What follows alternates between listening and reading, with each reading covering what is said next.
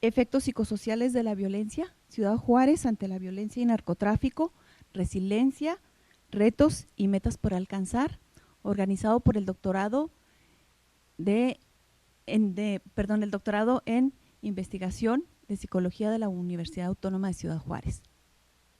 En esta ocasión es un honor para mí formar parte de esta mesa como moderadora, donde las temáticas que se van a abordar tienen relación o tienen la intención de dar a conocer los resultados de las investigaciones que han elaborado investigadores tan importantes como los que nos acompañan en relación a esta temática que nos ocupa, la violencia social en Ciudad Juárez. Y entonces me permito explicarles la dinámica. Cada uno de nuestros ponentes tiene 20 minutos para hacer su exposición. Nos iremos en un orden que ya previamente hemos establecido.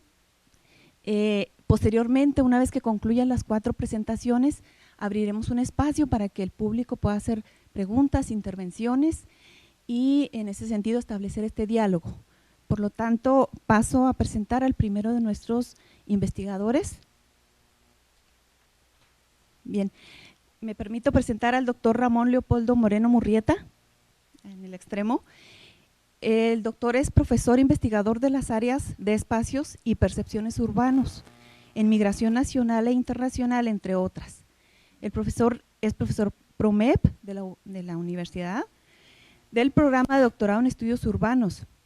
Cuenta con licenciatura en sociología, es maestro en ciencias sociales y doctor en ciencias sociales.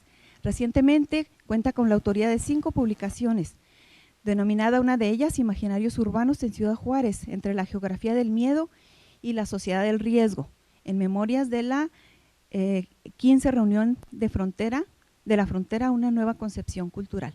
Gracias, doctor, por acompañarnos.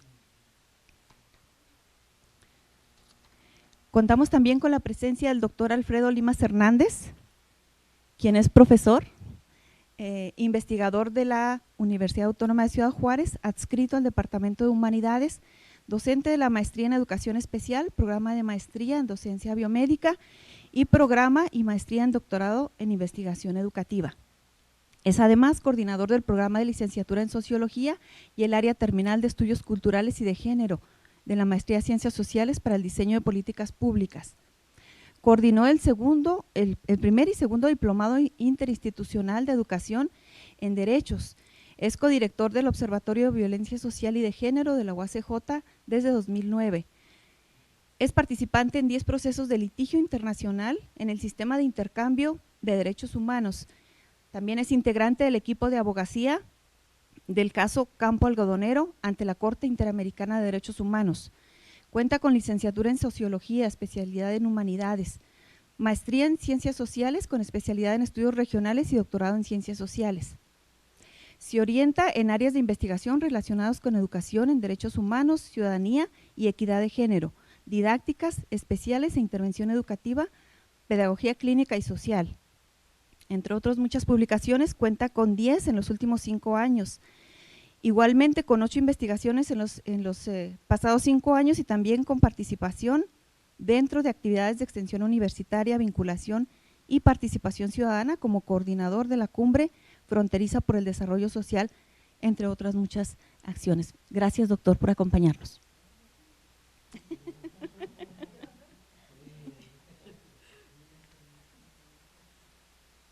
Nos acompaña también la doctora María Teresa Almanda Mireles, que estudió su licenciatura en Ciencias de la Comunidad, estudió maestría en Educación con especialidad en farmacodependencias. Esa es otra especialidad, muy bien. Bueno, una especialidad en farmacodependencia y situaciones críticas asociadas. Y estudió doctorado en investigación en Ciencias Sociales. Es maestra de la UACJ desde 1998, en donde ha impartido clases en las maestrías de Ciencias Sociales y Educación y las licenciaturas en Sociología, Trabajo Social y Educación. Ha trabajado desde hace muchísimos años en proyectos comunitarios, educativos y de juventud. Actualmente es también directora de CASA, Promoción Juvenil, que es una organización de la sociedad civil especializada en la atención a la juventud vulnerable. Ha realizado diversas investigaciones sobre juventud y educación, adicciones, violencia juvenil y educación comunitaria y ha publicado 3 libros y diversos artículos y manuales. Gracias, doctora, por acompañarnos. Y finalmente tengo el gusto de presentar a mi compañero y colega, el doctor Juan Quiñones Soto, quien es profesor investigador PTC con perfil PROMEP de la UACJ en los programas de licenciatura y doctorado en psicología. Cuenta el doctor con licenciatura en psicología, maestría en psicología clínica y doctorado en psicología forense. Es coordinador del cuerpo académico 79, Psicología Experimental y Clínica de la Salud, donde maneja las líneas de investigación de fatalismo, actividad física y violencia. Es autor de 35 publicaciones de distintos tipos en medios nacionales e internacionales y además ha presentado en 68 ocasiones diversos temas en estas temáticas en congresos nacionales e internacionales. Gracias, doctor, por su compañía y por lo que nos va a aportar en este sentido. Bien, entonces la dinámica es la que les comento. Empezaremos por el orden establecido. Primeramente, damos la palabra al doctor Ramón Leopoldo Moreno Murrieta.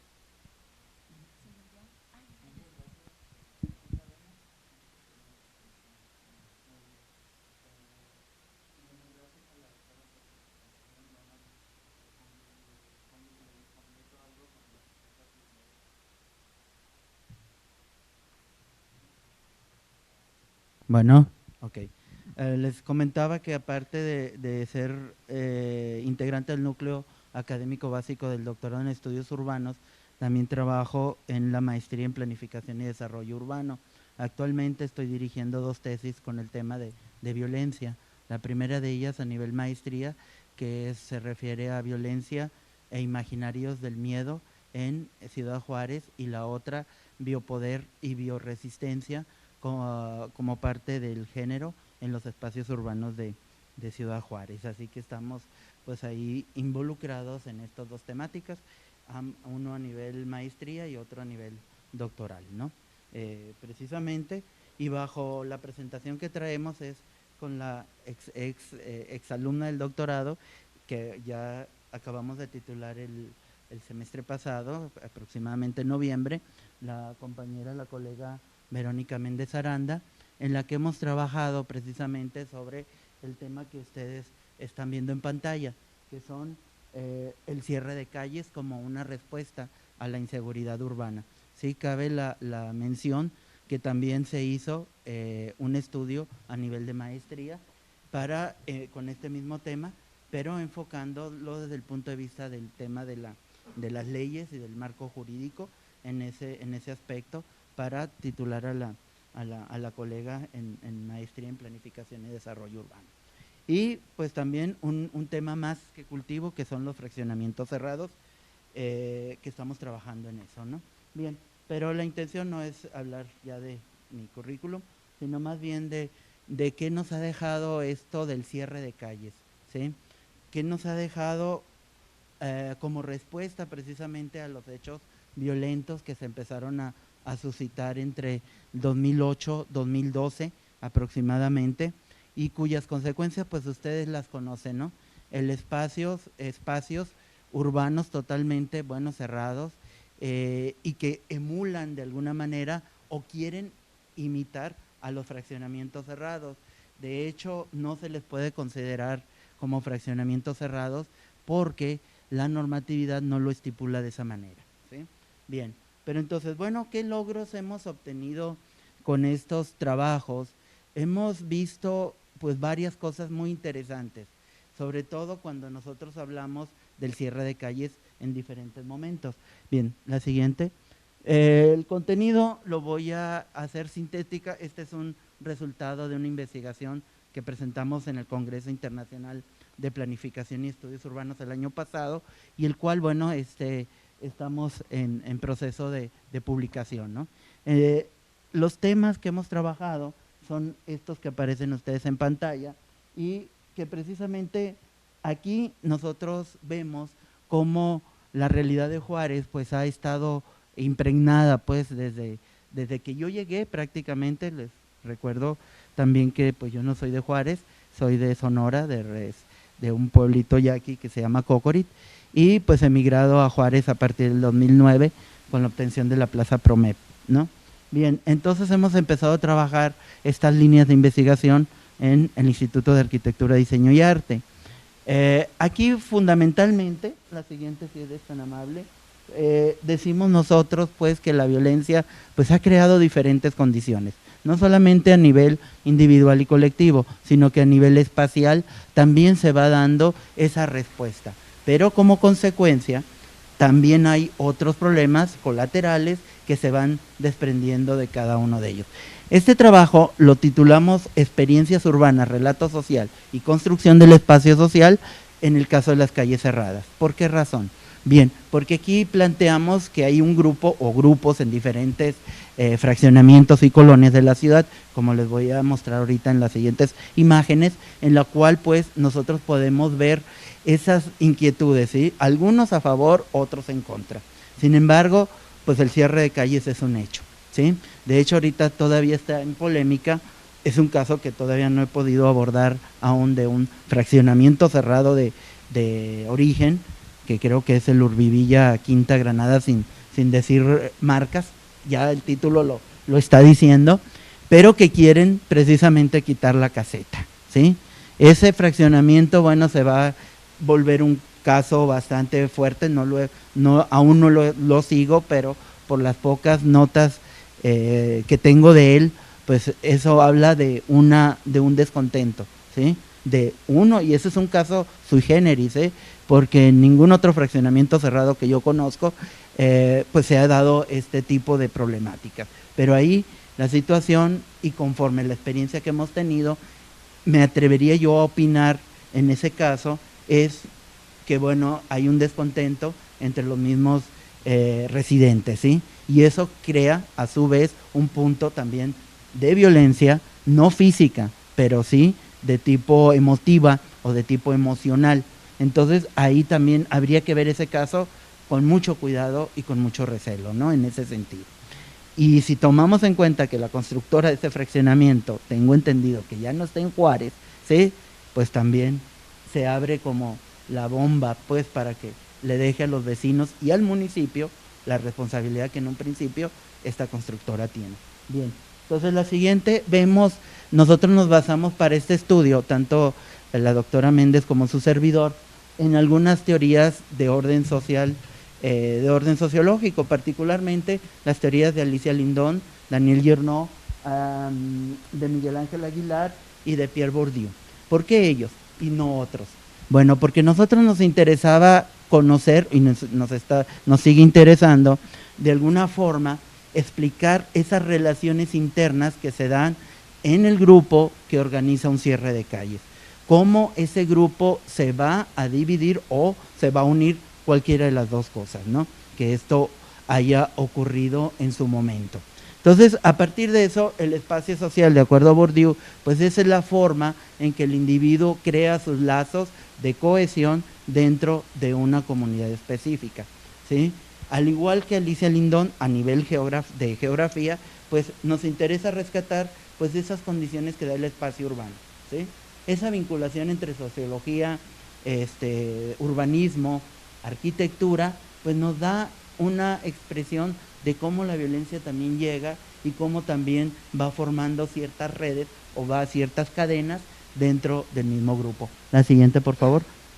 Bien, a partir de eso también vinculamos pues estos recorridos con entrevistas semiestructuradas a algunos residentes de estos fraccionamientos, y ellos nos dicen pues sus versiones, sus puntos de vista, sobre todo intentando decir, bueno, es que yo quiero conservar mi patrimonio, y mi patrimonio no solamente es mi vida, sino mi casa y mis cuestiones materiales.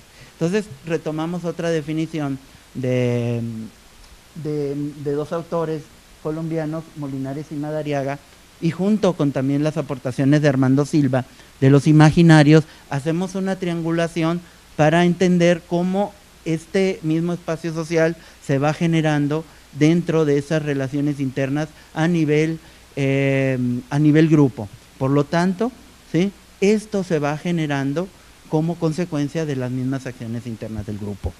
El imaginario nos permite entonces ver, bueno, ¿qué les va a dejar la reja?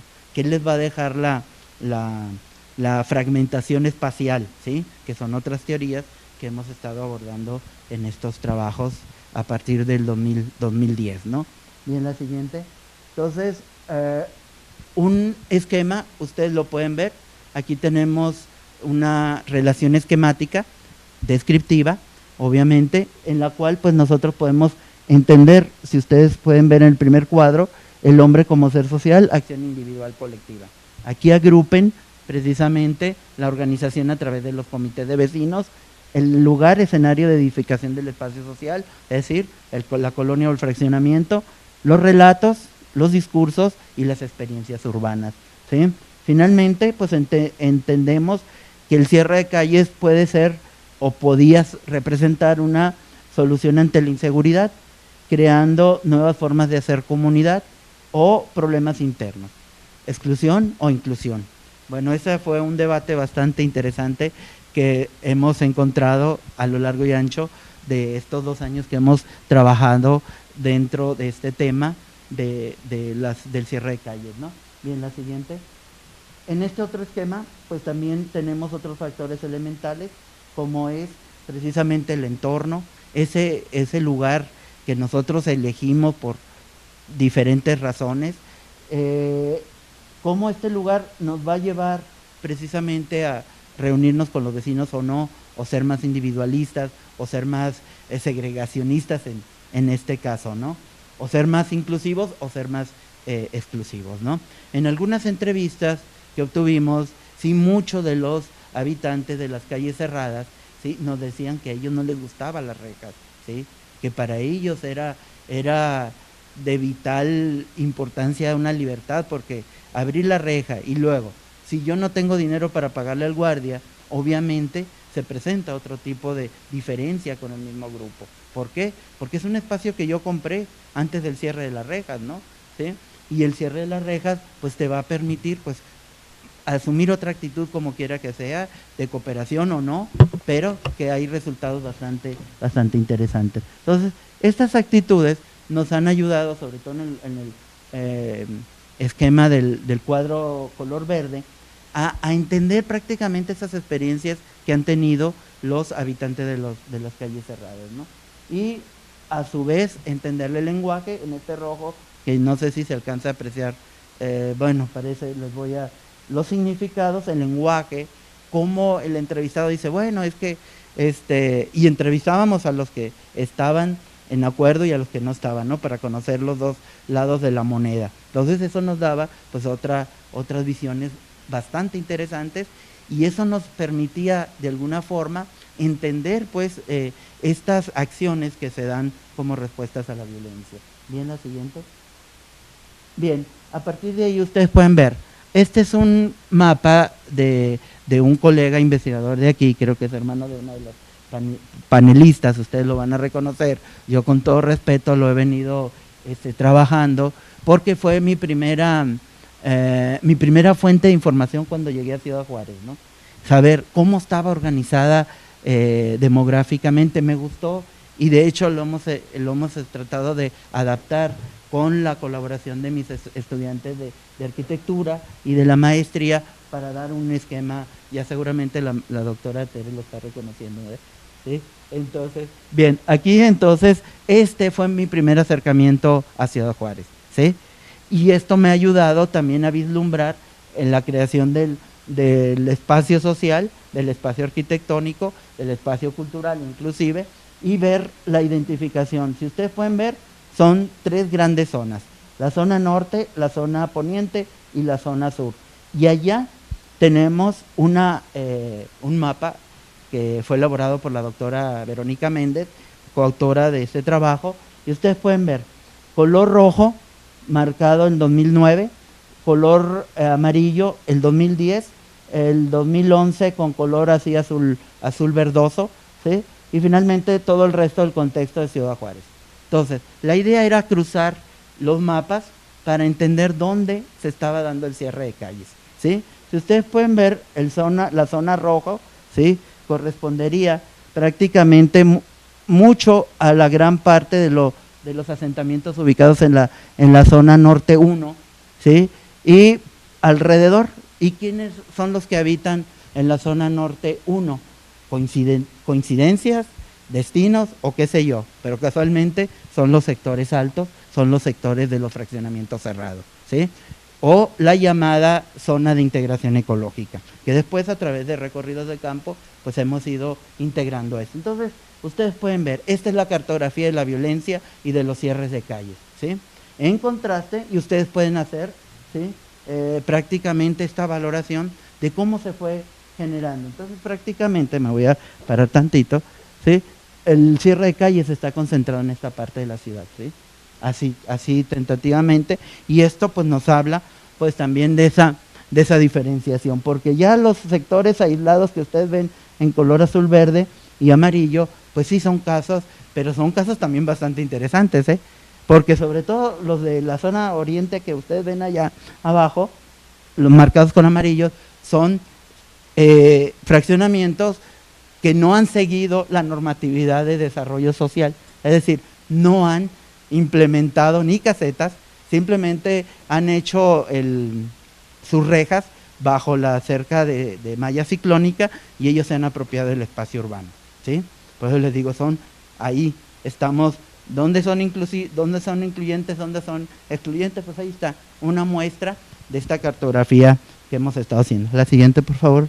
Bien, aquí ya tenemos, ya más específicamente, ustedes pueden ver en el 2009, 8 cierres de calles autorizadas, relacionenla con el color rojo, 2010, 20, 2011, 42, ¿sí? Incluimos en el estudio general que hemos hecho el 2012, pero el 2012, casualmente el 2012, que se argumenta que la violencia de Juárez ya disminuye, hay un incremento mayor de cierre de calles, sí, pero también es un incremento mayor del municipio a rechazarlo.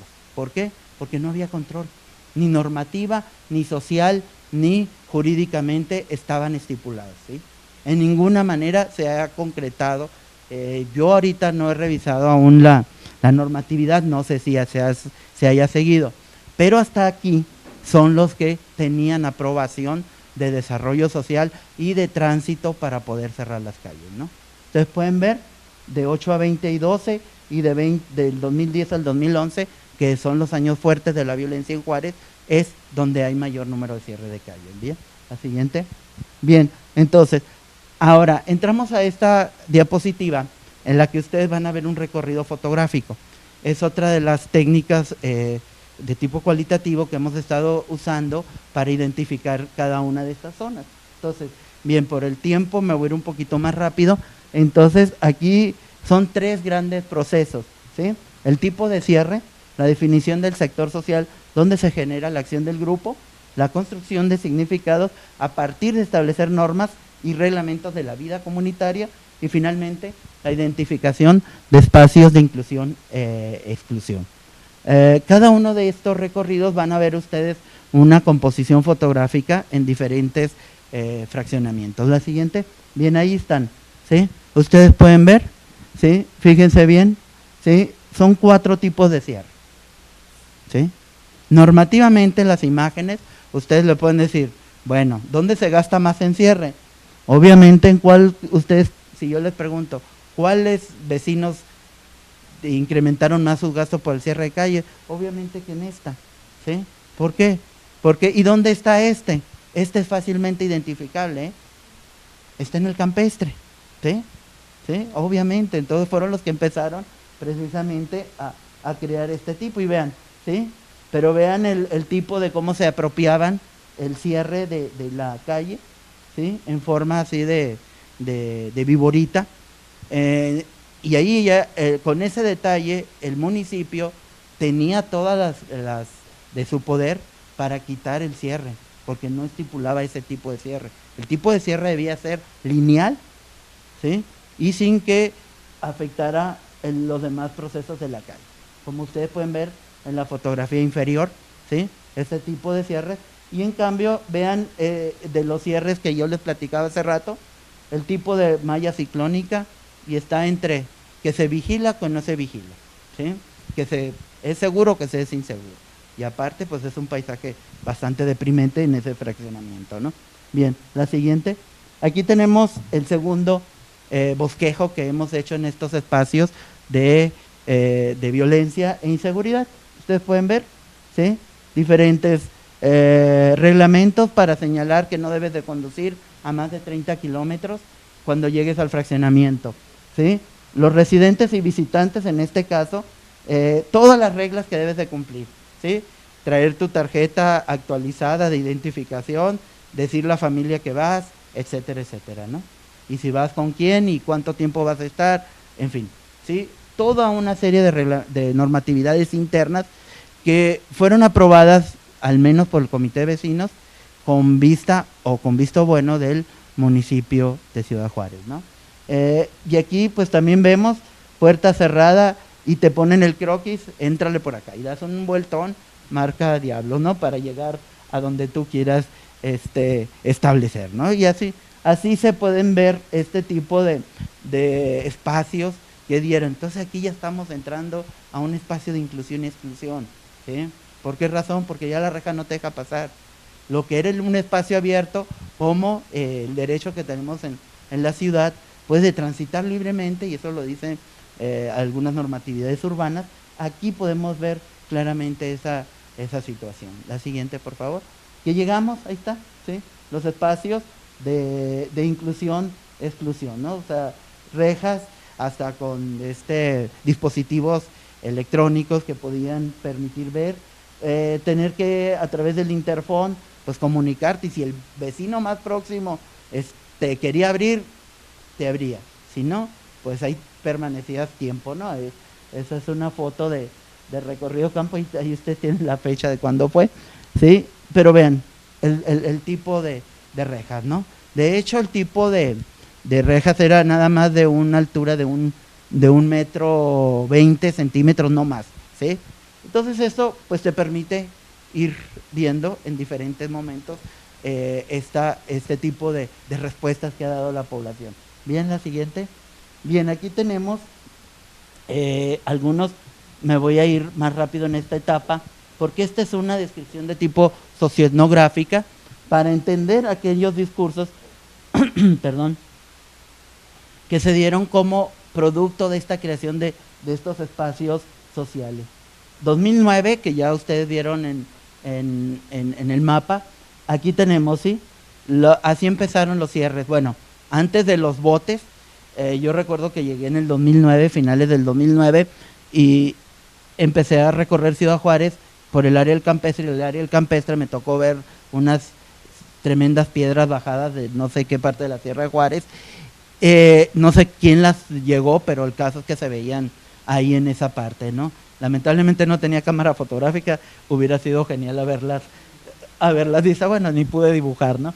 Pero efectivamente eso empezaron, después empezaron con los botes rellenos de cemento para precisamente vincular, decir, esta propiedad es de los vecinos, tú no entras, pero bueno, hasta nombres, ¿no? De esa sí nos tocó, que decía, donado por fulanito de tal, ¿no? O sea, había fotos de botes, ok, bien, con nombres de quién donaba el material para que hicieran el cierre, ¿no? Eso lo tenemos en el archivo fotográfico de ese trabajo de investigación. Bien, la siguiente, 2010, bien, aquí tenemos los relatos que hemos estado trabajando a través del discurso, esto todavía lo seguimos trabajando aún, para descubrir este movimiento histórico espacial. Bueno, pues digo que es histórico porque no se va a volver a repetir. Sabemos que en ciudades como Guadalajara, México, Monterrey, hay cierres de calles, pero no de esta magnitud, ¿no? Ya en algunos trabajos de Ángela Giglia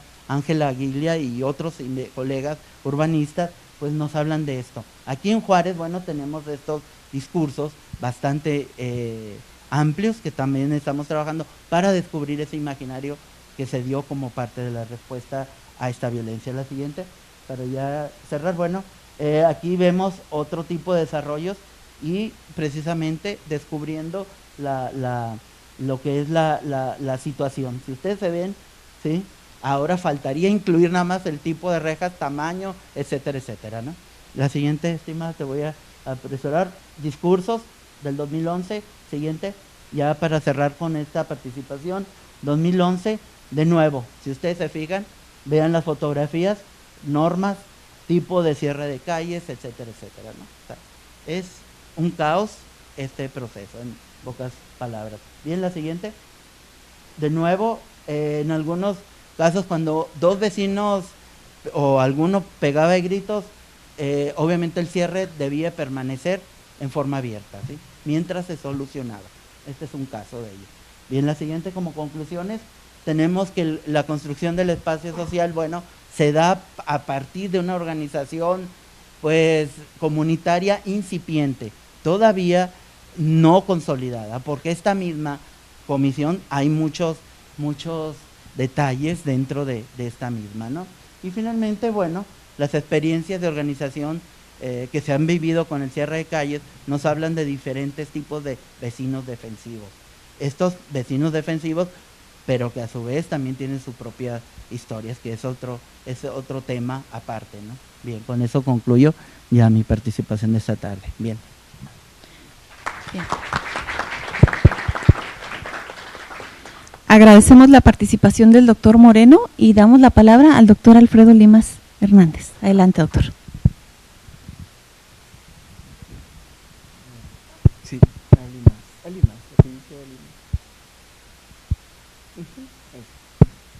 Buenas tardes a todas y a todos, y muchas gracias al comité de organización de este congreso que nos permite participar con ustedes de los trabajos que realizamos docentes de aquí de la universidad. Yo voy a presentar un trabajo bastante distinto en algún sentido, o en muchos sentidos, porque tiene que ver con un tema conocido en Ciudad Juárez, pero aún no resuelto, no hay conclusiones finales de estos casos, y es la violencia feminicida. Y sobre la violencia feminicida y las violencias, diría yo, me interesa también hacer una reflexión que señale cómo estudiar las violencias, cómo investigar la violencia, porque el conocimiento que generamos es un conocimiento absolutamente distinto de aquel para el que por lo regular nos formamos, ¿verdad? Entonces, nos encontramos con un tema emergente, así como el cierre de calles desde tambos, piedras y rejas bonitas. Nos encontramos con un tema emergente para el que tenemos pocos conceptos, tenemos también pocos acumulados en términos de saberes construidos, y asimismo hay metodologías que de repente se antojan no solo insuficientes, sino un poco malas. Entonces, en esta participación voy a comentar desde mi perspectiva etnográfica una reflexión también en términos de una epistemología para generar conocimiento sobre la violencia, porque la pregunta tiene que ver con conocer la violencia. ¿Para qué? ¿Para qué sirve conocer la violencia? Y en ese sentido también, ¿cómo conocerla? Inicio con esto que es como una suerte de epígrafe. ¿Y para qué le cuento? ¿Qué quiere que le diga? Yo lo que necesito es justicia y que nadie más sufra. Esa es la primera respuesta que tuve de la señora Josefina González cuando yo la entrevistaba. Ella es madre de una joven víctima del campo algodonero de feminicidio, por las que se emitió la sentencia de la Corte Interamericana, la mamá de Claudia Ibet, que tiene ahí en una foto. Entonces, cuando yo, que vengo de una participación comunitaria en la investigación, muy también cerca de la doctora Almada, desde algunas décadas, más o menos tiempos de Zapata para acá, ¿verdad? Pero cuando hago esta entrevista, es estrujante que la gente te diga, no necesito contarte, ¿para qué te cuento además? Yo no necesito contarte esto. Y esta frase me pareció tan estrujante que, bueno, la tengo que estar citando recurrentemente. Lo que necesito es justicia y que nadie más sufra. Y algo muy parecido con otras palabras, quizá a veces en otros tonos también, decían muchas otras víctimas a las que también acudía a entrevistar. No les interesa que se documente la violencia, pero lo claro es de la manera que lo hacemos. No les importa que investiguemos la violencia de la manera tradicional, esquemática y casi burocrática que se documenta, porque mucha gente ya las ha indagado. Y eso, en muchos casos, ha sido también revictimizante. Entonces, en la siguiente diapositiva, bueno, aparece como nombro esta participación, y va a ser en 3 partes. Y primero señalo, por favor, la que sigue, el propósito. Ahí, bueno, si pudiéramos quitar la salida de emergencia sería muy bueno, pero también hay que tener ese letrero, ¿verdad? Pero voy a acompañar esta presentación de algunos epígrafes, son particularmente literarios, y también de algunas fotografías que registran lo que en un momento dado refiero con las palabras. Este es un poema de Micaela Solís, es asociado al feminicidio. ¿Quién pudiera, aún entre cadáveres, ser cazadora de utopías? Es una cosa chiquita, pero yo creo que muy luminosa también, en el sentido de ¿para qué documentar esto? En el sentido que iniciaba esta presentación. Bueno, el propósito tiene que ver entonces con formular algunos dilemas metodológicos sobre la construcción de conocimiento de los acontecimientos y políticas de violencia en la región, a partir de la sistematización del proceso de intervención y acompañamiento psicosociocultural y de representación legal con familias víctimas de feminicidio y desaparición de sus hijas, todo esto en el marco de abogacía de litigio del caso Campo Algodonero, en ese periodo que ahí se registra, que parece largo, pero luego pues es una noche terrible la de la historia del feminicidio, que no solamente no ha concluido, sino, como aquí voy a documentar también o a presentar, es cada vez más grave, es mayor el peligro, la vulnerabilidad y la falta de acceso a la justicia con violencia política hacia las víctimas, es mayor hoy que todo lo que habíamos conocido. Y lo digo tan puntualmente porque, por ejemplo, hoy por la mañana se realizó una acción de familias víctimas de violencia feminicida, hoy que se cumplen 17 años de la desaparición de Sagrario González, una niña que tenía 17 años, aquel 16 de abril que fue raptada por alguien. Y en esa acción, que luego mucha gente la ve como algo incómoda, alguien se acercó, el señor Gómez, un señor que vio en las noticias que a la señora Paula, junto con la señora Irma, antier, las sacan de la sala de audiencias del juicio por el caso del Arroyo del Navajo, y vio anunciado también ayer en la televisión que hoy se iba a realizar una acción. Él se acercó, buscó con quién hablar, finalmente llegó conmigo, y bueno, lo bueno es que estoy acá, no me han metido a la cárcel por andar pintando postes esta mañana por lo menos, pero la cosa es que el señor se acerca, muchas gracias, el señor se acerca y dice, es que yo necesito que alguien me oiga. Yo tengo una hija desaparecida. Bueno, 2 hijas desaparecidas. Entonces, pues como que una, como que 2. Y él empieza a contar ya que en el 93 desaparece su hija y no hay registros. Yo he investigado esto con bastante afán. No hay un solo registro, ni en prensa, ni en páginas oficiales, de la desaparición de su niña.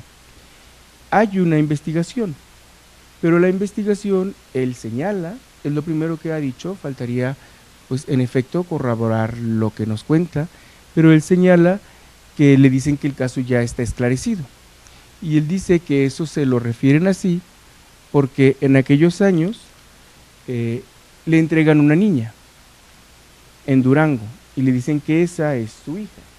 Y él dijo, es que mi hija tenía polio. Le dijeron, es que ya se curó.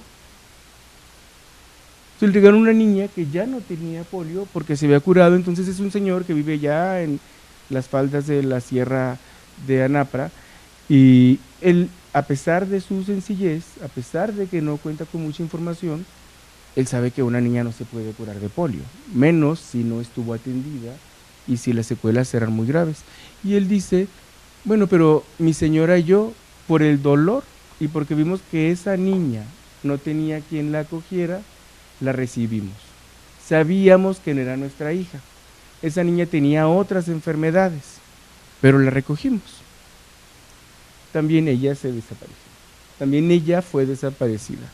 Y de ella, las autoridades no quieren registrar una pesquisa porque le dicen que seguramente ellos saben quién la tiene, pero es una historia que me cuentan hoy en la mañana, ¿no? En una acción como la de ayer, que pintando un mural también, porque así lo anunció la señora Paula, que era parte de las acciones de desagravio, pintando un mural también, pasa una rutera, ella vive en Lomas del Poleo, que es ya la parte casi más occidental de la ciudad, como todo el mundo sabe.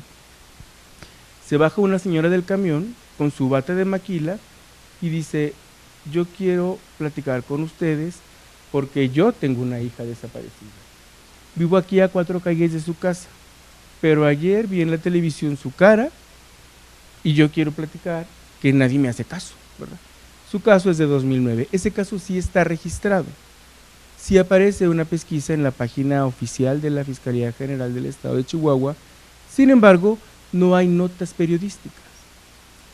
Y es importante cuando hay una visibilización de una desaparición, porque la familia tiene la expectativa de que de esa forma puede ser que su hija, donde se encuentre, pueda conocer que la están buscando, o es un mecanismo además establecido judicialmente como, no como una pericial, pero como sí como un trabajo que favorece la difusión de esa información.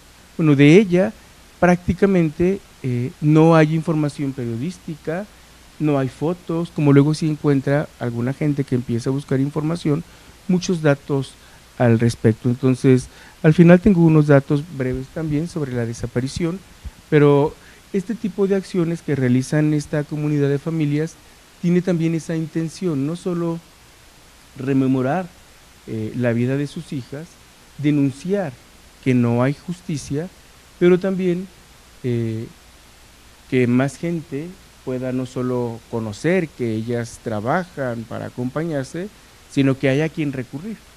Y para ellas esa es una acción exitosa, ¿verdad? Entonces todo eso parece un poco raro.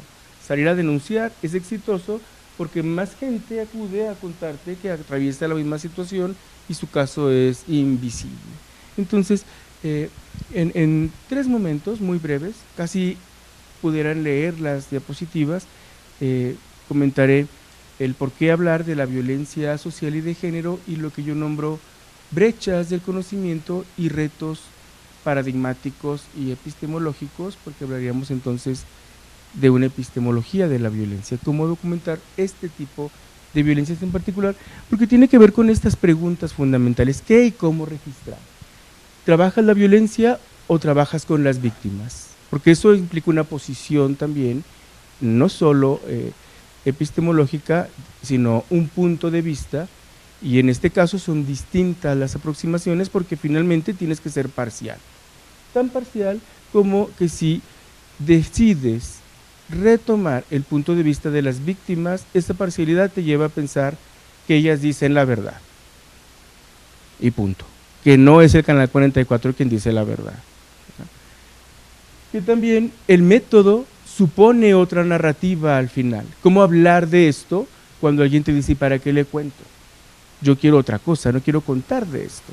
Entonces la narrativa supone también algo que no cruza o no puede nacer de los cánones escriturales establecidos en la Academia Ortodoxa que todavía pues buscamos sortear, ¿verdad?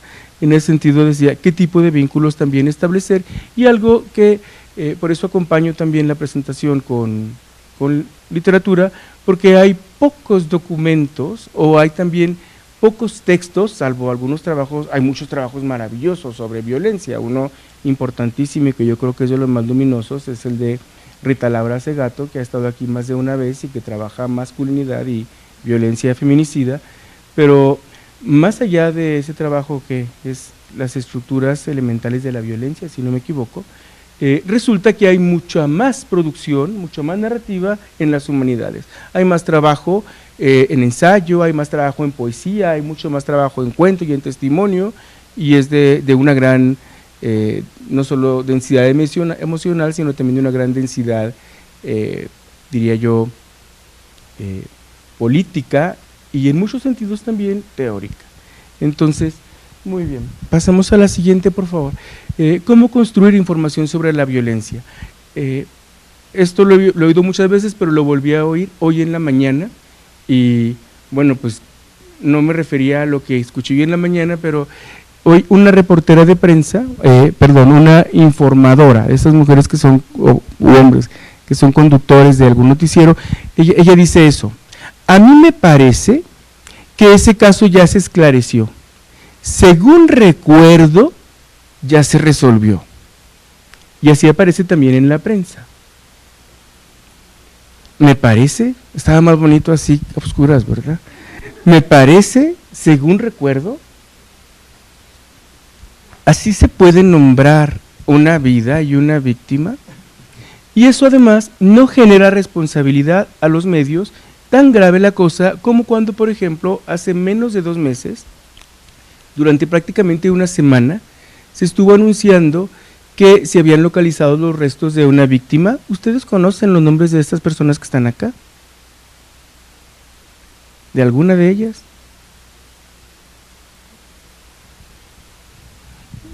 ¿De esta foto? ¿De la señora de enseguida? Están borradas. Están diluidas en la memoria gracias a una política de olvido y de, además, desinformación como esta que estoy mencionando. A la señora Eva Arce le indican por la prensa que hay un rastreo cerca de Los Nogales, donde hay una casa que ella señaló hace muchos años que se supone que tuvieron a su hija desaparecida en el 98, y la cuestión es que ella va a la fiscalía y le dice, no es cierto, pero está saliendo en la prensa en boca del vocero de la fiscalía con micrófono en mano. Sí, estamos haciendo un cateo, hay perros, está la unidad canina, porque son muy precisos para nombrar, está la unidad canina y además pues estamos buscando a Silvia Arce. Eso yo lo vi, con mis ojos yo lo vi. Y el fiscal indica que eso no fue así. Él prácticamente lo jura y después el vocero dice, la prensa editó entrevistas que me han hecho y como ellos traen uniforme, entonces aunque era una entrevista de quién sabe cuándo, traía la misma ropa, ¿no? Pero estaba editada la nota periodística, la información estaba editada. Entonces eran 3 segmentos diferentes de entrevistas que él llegó a dar e informaban eso. La familia de la señora indocumentada en los Estados Unidos viene porque creen que ya van a poder sepultar a su hermana. Y bueno, imaginen todo lo que significa eso. Vienen los hijos de la señora también en los Estados Unidos, los que quedan, porque a otro lo asesinaron hace muy poquito tiempo. Y todo eso entonces, ¿a qué obedece? Es una política por lo menos de la prensa, pero no puede ser que tengan ese poderío para construir versiones de información. Eso es así, eso durante la 3ª semana de enero y la 4ª estuvo saliendo esa información y al mismo tiempo entregan otros restos del caso del Arroyo del Navajo. Entonces encontramos que hay cifras ocultas, hay doble discurso oficial como este que dice que los casos se esclarecen, siempre señalan que hay pocos casos, ahora dicen que hay 91 casos, pero el asunto es que de repente de las autoridades de Procuración de Justicia señalan que hay un caso esclarecido porque hay una sentencia, perdón, una acusación ante un juez, pero no hay una sentencia, y mientras no hay una conclusión final, una acusación no es un caso esclarecido, porque eso significa que no hay nadie en prisión, no hay una investigación o una confirmación de la prueba, entonces no hay conclusiones finales, y eso no resuelve un caso. Tenemos subregistro también y tenemos tergiversación de delitos, así como fabricación de casos. Todo eso está documentado, yo he escrito algunas cosas de eso, y además tengo una joven estudiante que está conmigo trabajando, que logró escapar, bueno, no logró escapar, logramos rescatarla de un cautiverio, pero la averiguación, como se levantó, fue en contra de ella, como que ella cometió un delito. De esos casos hay decenas de historias de tergiversación de los casos y fabricación de responsables. ¿Qué quiere decir esto? ¿Esto cómo se investiga? ¿O esto realmente no importa? ¿No hay que documentarlo? Es una violencia política de la que estamos hablando. Pasamos a la que sigue, por favor. Entonces todo esto es definitivamente un material abundante de corrupción y de toxicidad. ¿Cómo te enfrentas a eso? ¿Cómo trabajas con eso? Sin embargo, la anterior, en efecto es un material absolutamente nocivo, pero también pleno de ternura. Es un trabajo, es un registro que implica un involucramiento emocional mínimamente al escuchar los testimonios, en donde es absolutamente imposible permanecer inmóvil. Es absolutamente imposible para continuar permanecer indiferente. Pero ¿quién nos enseñó eso? Eso nadie te lo ha enseñado. Entonces se construye una metodología y se construye una epistemología en el sentido de una manera de conocer esto, que es un fenómeno, digo yo, absolutamente tóxico, porque raya lo más inhumano que puede uno nombrar por la hazaña con la que acontecen estos delitos, como por las circunstancias de revictimización que viven todas estas familias.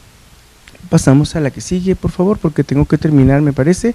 Pero lo que reconocemos es esto, que hay un discurso oficial de borrar los acontecimientos, de minimizar la violencia, y además, pues, efectivamente, hay un desdén, como una política de odio hacia las familias víctimas. Yo le pongo esas palabras, no encuentro una que sea realmente académica, pero es odio, son crímenes de odio los que aquí acontecen, y hay una política entre el desdén y el odio a las víctimas.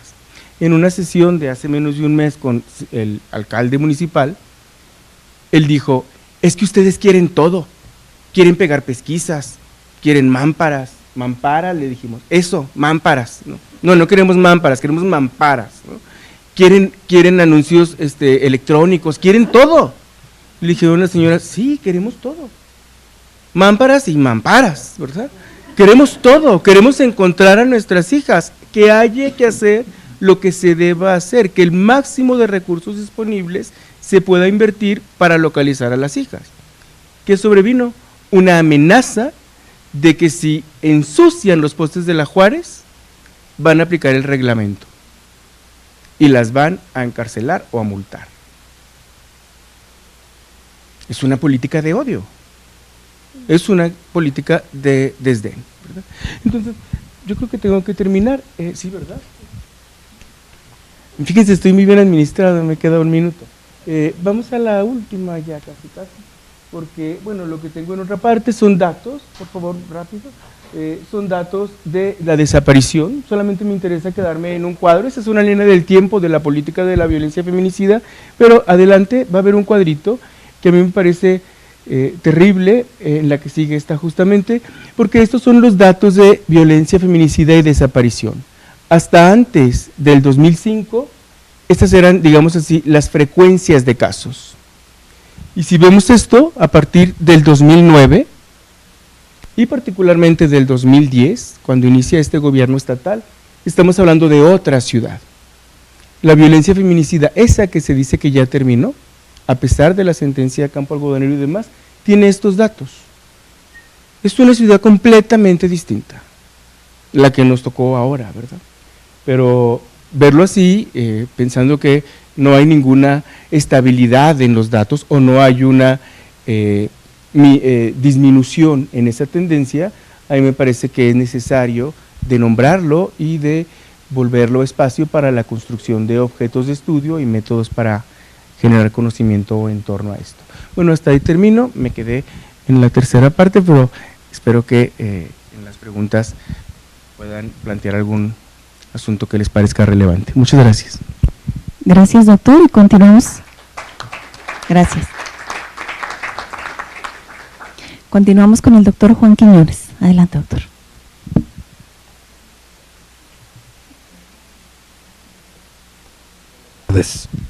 Lo aprendí, ¿sí, verdad? Bueno, viendo todas las estadísticas y las presentaciones en cuanto a la geografía o cómo nos vamos desarrollando, me vienen a la memoria algunas situaciones ya previamente establecidas en este proceso de violencia.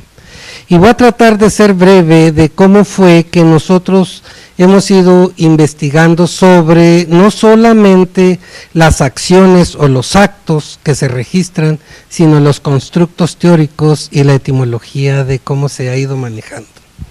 ¿Por qué las cuestiones etimológicas? Porque hay confusión, creo, en algunas de las situaciones o presentaciones, que más que llevarnos, decía aquí el doc, a construir la epistemología del para qué vamos a estar estudiando la violencia, nos perdemos a veces en los eventos mismos, decir qué se ha hecho en la historia y pareciera que no se ha hecho nada. Parto de aquel 2002, cuando Camelatier estaba en desarrollo social y que unas mujeres activistas empezaron a hacer mucho más ruido y empezaron a decir qué es lo que está pasando con estas mujeres desaparecidas, qué pasa con los feminicidios, qué sucede, y ponen la demanda en la ONU. Cuando a Came le llega la presión de la República y le dice necesitamos una respuesta en Juárez. Juárez no existía, Juárez era el ombligo del diablo por allá. Los que venían a Juárez venían con el sueño americano de ver si lograban irse al otro lado para ganar dinero y mandarlo para acá, para la comunidad de nosotros los indígenas que teníamos mucha hambre. Pero luego cuando llega eso, entonces nuestra institución tiene que intervenir, y estaba por aquí de director, creo que era Jorge Quintana, ¿no?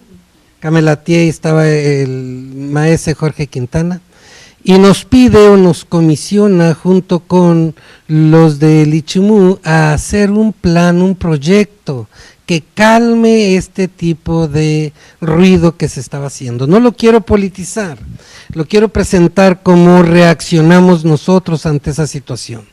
Cuando viene ese escándalo, por llamarlo así, de que no se resolvía nada y que no servíamos para nada, quién sabe, ¿verdad? Yo creo que sí servimos para mucho, pero en aquel entonces se decía, bueno, ¿qué está haciendo?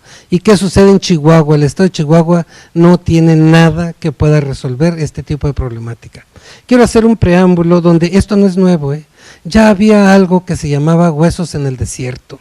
Cuando era joven y bello, estábamos por allá en prepa, en Chihuahua, en el bachilleres, cuando todo aquello que se hacían los movimientos de los troscos y todo eso, que hacían muchos paros allá.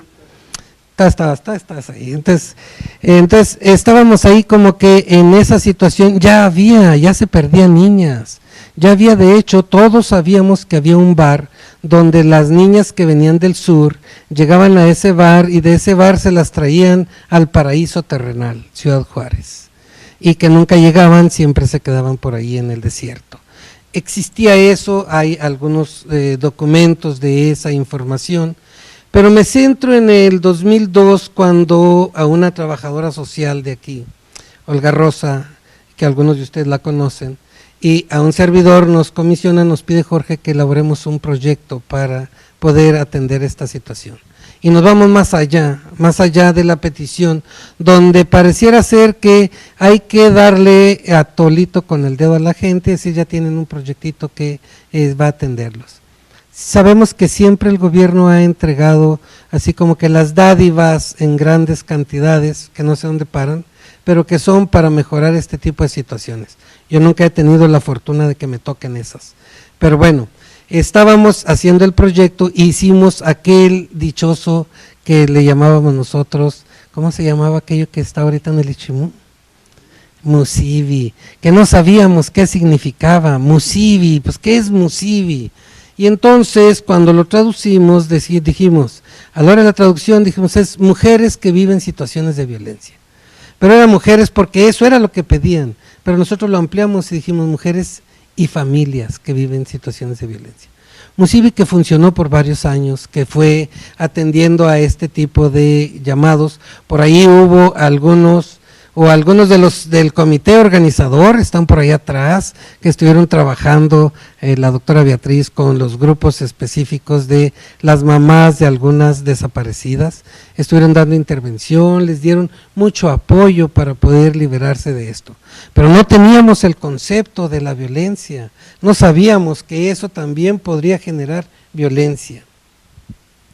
Cuando el Musivi pasa a ser parte del Ichimú o que la universidad ya no tiene injerencia en ello, no sé si se desvirtúe o no, pero aquel tratamiento era interdisciplinario, donde se atendían y se daban seguimiento a los casos que se reportaban, independientemente de que si fuera desaparecido o no, sino más bien aunque presentara una demanda de violencia, un poquito como casa, como lo que hacía Esther acá en casa, ¿no?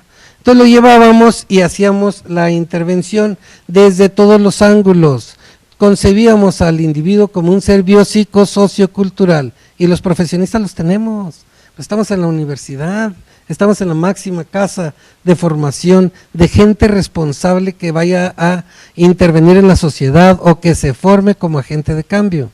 Teníamos médicos que trabajaban ahí y hacían evaluación, teníamos trabajadoras sociales que intervenían directamente, teníamos psicólogos que daban procesos terapéuticos, teníamos abogados que les regalábamos prácticamente el servicio a la gente.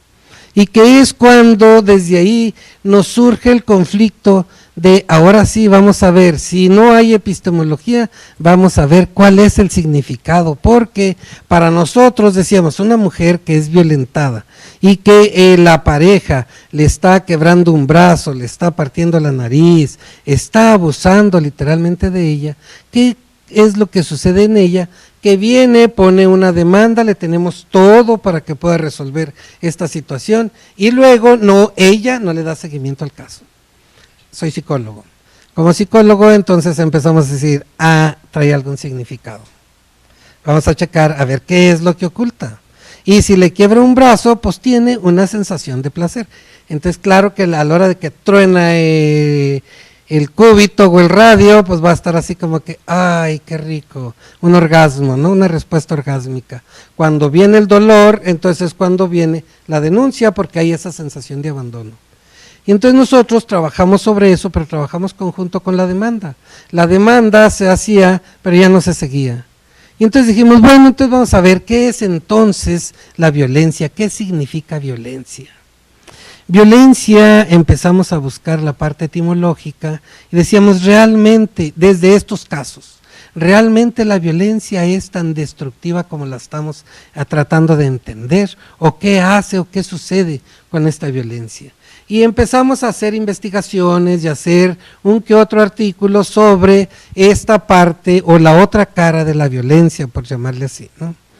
Porque estábamos confusos un poquito y dijo el doc ahorita, hoy, hace 3 días estoy en una presentación en ICB y que están dando el constructo de agresión como algo positivo, algo que si eres agresivo vas a tener éxito en la vida, si no eres agresivo entonces vas a tronar. Hago la referencia porque cuando venimos estudiando toda esta parte del sentido de la violencia, etimológicamente hablando, es más que un cambio, un giro que se va dando y le fuimos dando la connotación del giro para restablecer el equilibrio. Y entonces definimos por ahí el tipo de violencia como aquel acto que es una conducta involuntaria que te lleva a restablecer el equilibrio. Y la agresión la definimos como que es aquel acto voluntario que lleva a la destrucción. Y entonces seguimos 2002, 2003, 2005, 2007, 2008 y empieza todo el desorden. Y empieza a focalizarse todo el constructo teórico, a decir violencia es destrucción meramente, violencia es desaparición, violencia, y hacemos esto que decimos de violencia. Cuando trato yo de ver el cambio en esto, digo, bueno, es verdad, por ahí dicen que la violencia desde el punto de vista biológico, la violencia es una situación que reconstruye a una célula. A ver si soy breve en la explicación, ¿eh? Y claro, en histología se ve que la célula cuando está sobrecargada de los componentes, llámele lípidos, llámele proteínas, llámele ribosomas, todas esas cosas que trae ahí adentro, le voy a quitar los nombres técnicos, cuando está llena de frijoles, de papas, de todo eso que nosotros consumimos, cuando la célula ya se satura, la célula se violenta a sí misma, le llaman apoptosis. Entonces la célula se destruye, se autodestruye para que esos componentes químicos los reabsorban unas células que están un poquito más débiles que ese que estaba ya muy gordito. Entonces la célula se autodestruye, es violenta consigo mismo, pero reconstruye otra vez, no reconstruye, deconstruye otro tipo de realidad. Y entonces cambiando en eso, decía yo, bueno, o decíamos los que estamos en el equipo, decíamos, bueno, sí es cierto, la violencia puede dar un giro en este sentido, a nivel biológico va a dar el cambio y aquí están los ejemplos en cada uno de nuestros cuerpos. Uno que otro que se agrede y en lugar de comer sanamente empieza a comer lo que se nos antoje en McDonald's, en Burger King, en esas comiditas rápidas que el aceite lo reciclan como cada 4 semanas y todo ese tipo de cosas, ¿no? Pero sabe rico todo. Entonces todo eso nosotros lo buscamos como una parte, desde este punto de vista, desde este ángulo, como una parte de autodestrucción. Es un acto que va a destruir, es agresivo, no violento, es agresivo. Cuando nosotros enfrentamos entonces toda la situación, decir sí, reconstruye, la violencia va a deconstruir una realidad, no a reconstruir. Y se hace en los cercos, vienen las mismas conductas de imputables e inimputables en la cuestión legal, donde la sociedad se torna culpógena porque empieza a acercarse en sí, se empieza a autoagredir. Aquella facilidad que tenía para poder establecer unas relaciones, si ustedes quieren violentas, con aquel bote de la basura que estaba en la esquina de mi puerta y que hacía conflicto para que lo hiciera y lo quitara de ahí, se quitan esas problemáticas porque ya no existe eso, ya no es violenta, ahora es agresivo. Si está el bote de basura, lo agarro y lo tiro y lo quito de ahí. Al cabo ya no se sale del sector donde estamos ya encarcelados en ese sentido. Cuando estamos ya ahí en el 2008, 2009, 2010 tenemos que salir de la ciudad. Hubo mucha migración. Pero antes de, nuestro municipio embelleció la ciudad. Me acordé por lo que les decían, de que si ensucian los postes, vamos a aplicar la norma. Por allá en el 2007 hubo un programa de embellecimiento de la ciudad, no sé si lo recuerden, cuando tumbaron postes. Y me tocó la fortuna de ser candidato propio para embellecer la ciudad. Yo no estaba en ese lugar, pero había un poste que teníamos un anuncio y llegaron y lo quitaron. Y luego nos llegó una multa de 5,000 pesos porque nos quitaron un poste para embellecer la ciudad. O sea, dices tú, qué buena gente son nuestro municipio en ese sentido, ¿no? Embellecimos la ciudad. Y eso pasó a todos los que teníamos un consultorio, un negocio en lo que era las Américas, lo que consideraban la zona comercial de ellos, ¿no? Y toda la parte de la Juárez y eso. Entonces, de eso no se registra como violencia, sino era embellecimiento de la ciudad. Llegamos y violentamos tu hogar, quitamos tú lo que sea, pero es para embellecer la ciudad. El constructo cambia. ¿Qué es lo que sucede cuando en el 2010 tenemos que salir corriendo porque existe ya la no violencia, sino la conducta agresiva de si los homicidios, de si los carjacking, de si, donde ya se hace consciente el acto? No era un nivel inconsciente donde, como acusaron a tu alumna, era a la que resulta que a la que robaron la acusan de robo. Pues ¿cómo? Entonces dices tú, ¿qué está sucediendo? Por eso enfatizamos en el constructo teórico nosotros. Cuando llegamos a que teníamos que sacar esa parte, dice un estudiante de Derecho, ¿qué se siente que siendo gente que no anda inmersa en la delincuencia ni en el narcotráfico tengan que estar escondidos? ¿Qué se siente? Es cierto entonces que la violencia es constructiva y nos traen otro tipo de reflexiones y otro tipo de estudios y empezamos a ver, bueno, quizás sería una cuestión de nuestra conducta fatalista la que nos lleva a querer mantener un constructo que no nos comprometa. Un constructo donde, según nosotros, estudiamos el concepto de la violencia, pero agarramos la conducta o agarramos a los que sufren la violencia o a las personas en sí. Agarramos el hecho en sí, estudiamos no el constructo para ver el cambio, sino estudiamos el fenómeno como se ocurre para prevenirlo, pero para prevenirlo, donde nuestros estudios de violencia regularmente son retrospectivos, porque la violencia, no puedo decirlo igual que a nivel biológico, no puedo decir esta célula está sobrecargada y se va a autodestruir para alimentar la otra célula que está más débil. No puedo decir se van a acabar las conductas de segregación a través de las rejas porque ya estamos mucho mejor. O la idea que nos vendieron, ya no es cierto que hay tanto feminicidio, ya no hay nada de ese tipo de cosas, ya Juárez, que no existía en el mapa, insisto, Juárez es una ciudad del primer lugar, cuando agarramos la fama, nos fuimos hasta el 32º. O sea, ocupamos un 32 lugar de violencia. Y ahorita, si viene uno de Irak, nos pregunta, ¿qué tal te va y cómo es andar entre los cadáveres? Porque allá tenemos menos muertes que ustedes en Juárez.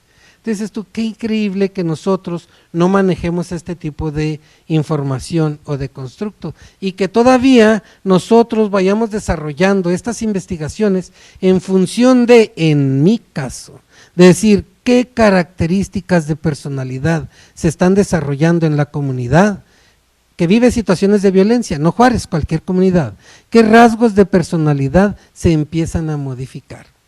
Y aquí vuelvo otra vez así como que a ser breve en este sentido, ¿no? Con eso del estudio del genoma humano, todo lo están sacando genético. Y entonces ahora dicen, es que la violencia es genética. ¿Te imaginas? Entonces la violencia es genética. Ustedes son violentos por naturaleza. En el constructo epistemológico que yo creo que es ese que digo cuando es el acto involuntario para deconstruir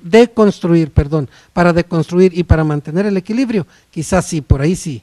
Pero si yo lo manejo como este acto de destrucción o de acabar con esta competitividad o con este odio, con esta venganza, con este decir quiero destruir conscientemente la amenaza, sin caer en ningún tipo de doctrina que si es humanista, que si es conductista o es psicodinámica, no, meramente el efecto sociocultural que esto trae, donde las nuevas familias se tienen que reestructurar de otra manera.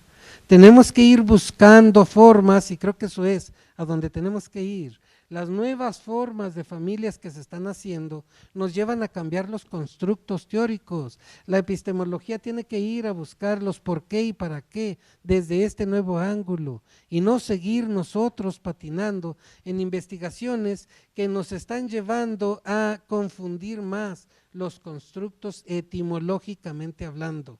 Y me refiero a este otro que acaban de presentar en ICB, donde es fantástico que a todo un grupo de estudiantes les estén diciendo, sean agresivos porque si no, no conquistan. Sea agresivo y destruye a tu compañero, sea agresivo y plagea todo lo que sea posible. Pues no creo que eso sea la agresión. Yo sí creo, y en nuestro equipo decíamos, no nos da mucho como para sustentar el cambio en cuanto al constructo en sí, pero tenemos que ir dilucidando este tipo de información para entender los cambios en las estructuras de personalidad y entender el por qué nosotros seguimos viviendo en Juárez. Aquellos que amenazaron, aquellos que tuvieron que salir corriendo, aquellos que trajeron vigilancia, aquellos que se encerraron en su colonia, ¿qué cambio hubo en tu estructura para poder mantenerte aquí? ¿Será acaso lo mismo que decía el doctor? Es que esta casa la compré antes de que pusieran las rejas y hoy con todo y rejas me quedo adentro de, porque es mi casa y no me libero de.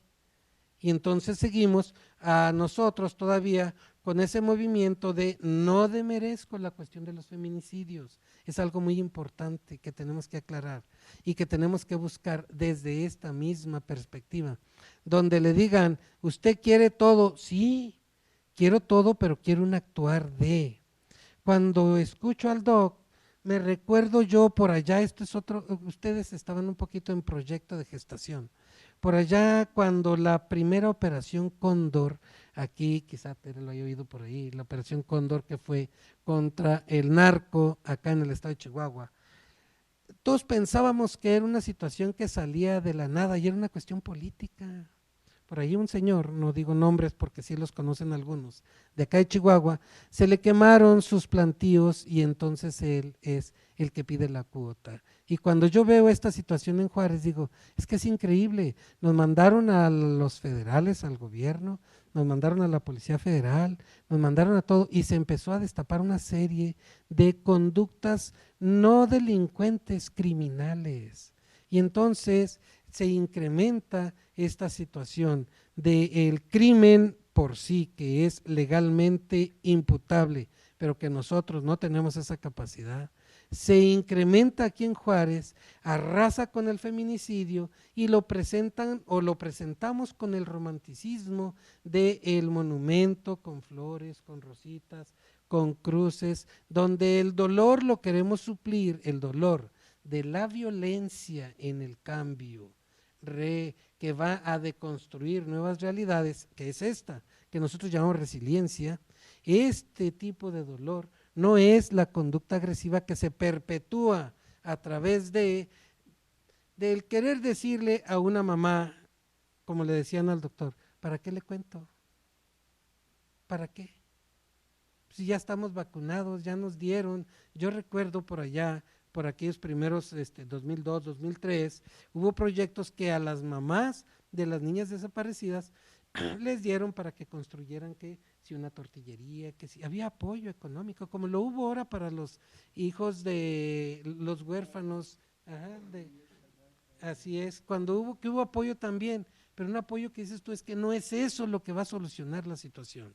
Esto lo veo o lo vemos nosotros como que la violencia que se ha gestado en este sector de nosotros viene y nos da una barrida la primera parte, que es la cola, o no la cola, es la frente del huracán, y estamos en mediecito ahorita, donde ya no hay nada, ya ni el canal 44, que era el que era más mórbido, muy morbosa la situación, que nos pica el morbo, porque nosotros cuando nos enseñan figuras de brazos torcidos, de cabezas colgadas o de cuerpos deshechos, nos mueve el morbo, y esa es una conducta que deberíamos nosotros de checar. Si cuando yo les doy la noticia de que acaban de desaparecer 12 mujeres y todas con las tripas de fuera, y que traían tal o cual objeto insertado en la vagina, pues claro que empiezo a mover el morbo y van a decir, wow, pero ¿eso qué? ¿A dónde va? Por eso me encanta la presentación del doc, dice,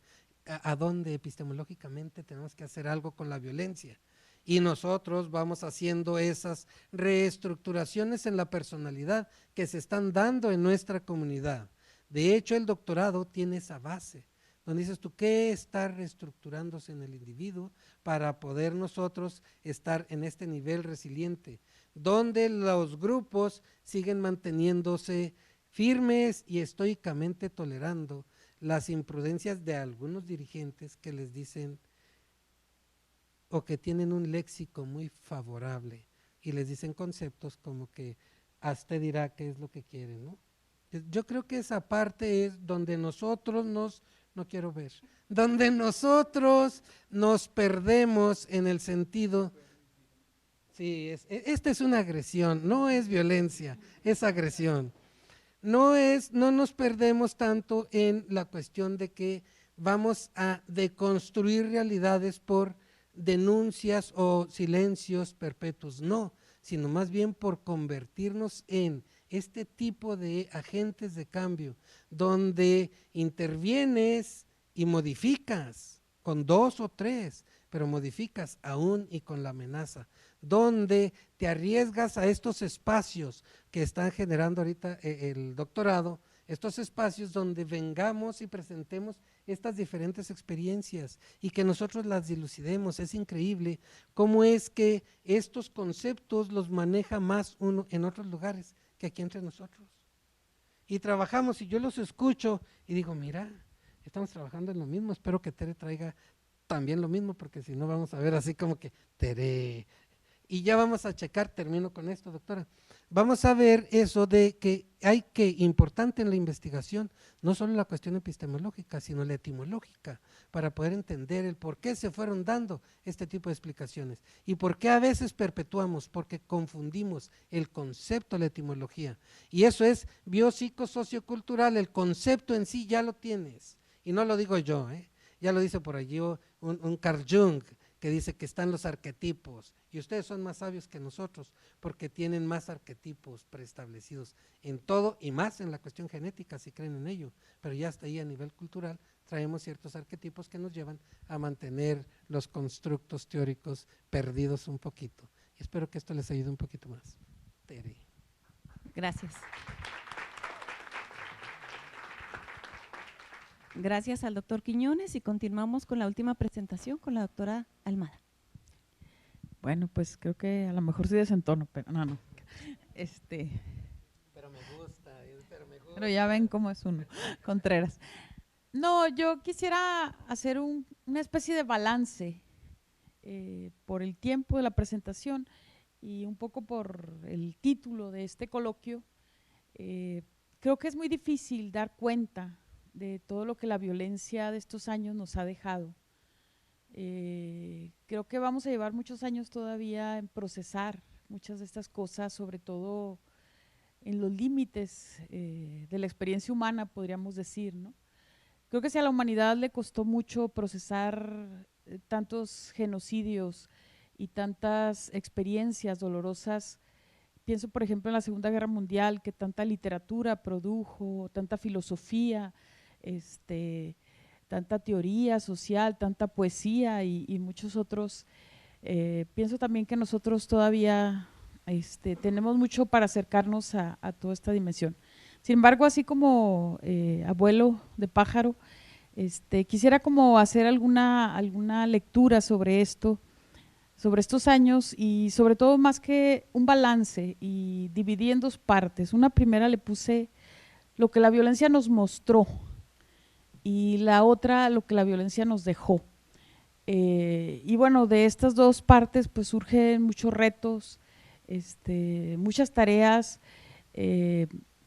muchos planteamientos para la investigación, muchas cosas nuevas por crear.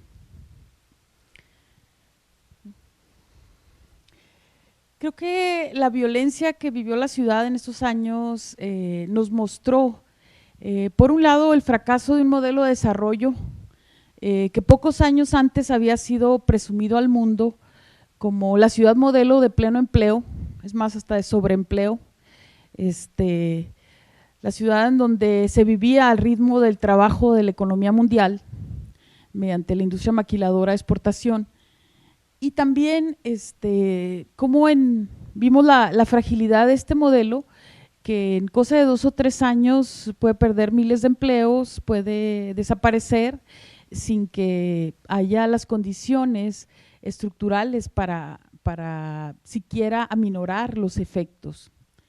También vimos como toda la debilidad de la economía local, una economía totalmente dependiente del exterior, la volatilidad de los capitales, que no tienen ya nacionalidad, los mismos empresarios locales que en cosa de días podían, o de meses, podían transferir sus empresas hacia otras ciudades, hacia la vecina Ciudad del Paso o hacia otros lugares.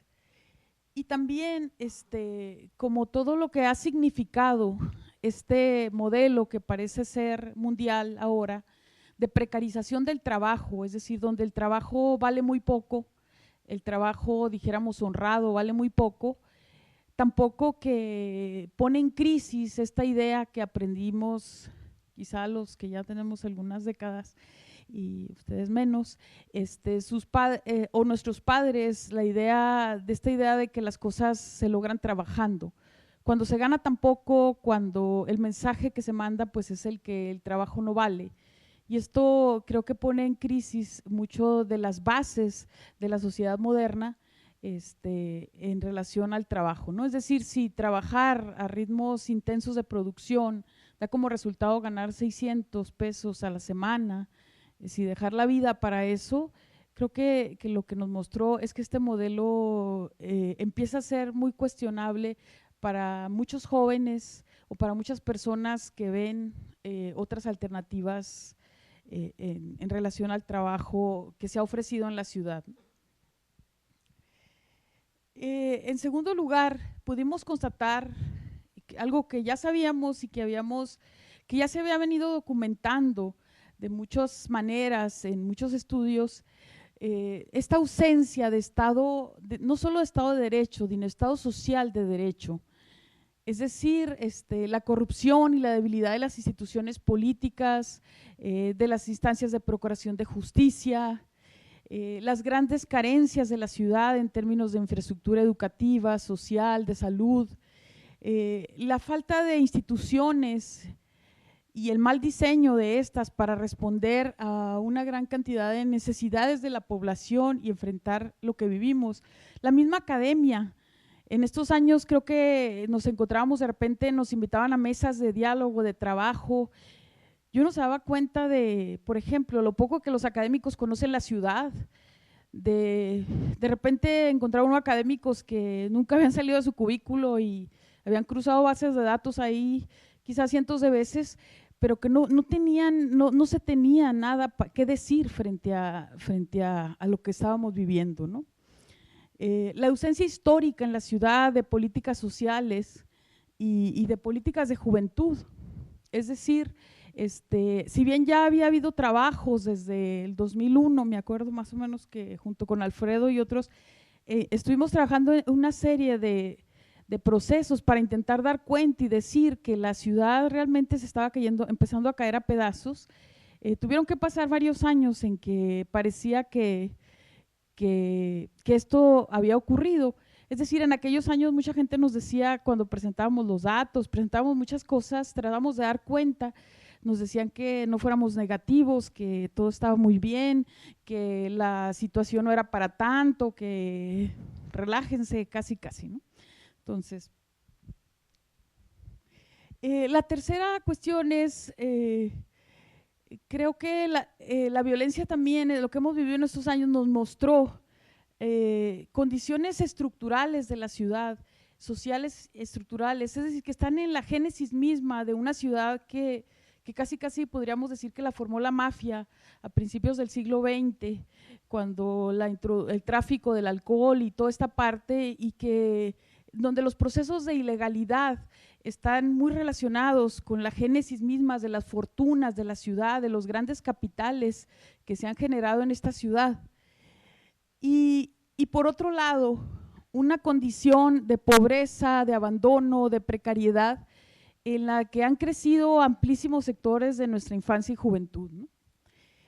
Los costos sociales de un modelo de desarrollo urbano, que una ciudad que ha sido construida para favorecer la ganancia máxima de los especuladores del suelo y de los desarrolladores de vivienda en los últimos años, en donde uno no se explica cómo se puede convivir, y donde muchos, incluso en parte de las recomendaciones internacionales hacia Ciudad Juárez, en el caso del feminicidio, apuntaban a este tipo de elementos, de esta gran cantidad de terrenos baldíos, de ahora toda esta forma de construir viviendas, es decir, muchas condiciones que tienen que ver con nuevamente favorecer la ganancia de unos pocos frente a una vida que se vuelve cada vez más vulnerable y en condiciones más difíciles para el conjunto de la población.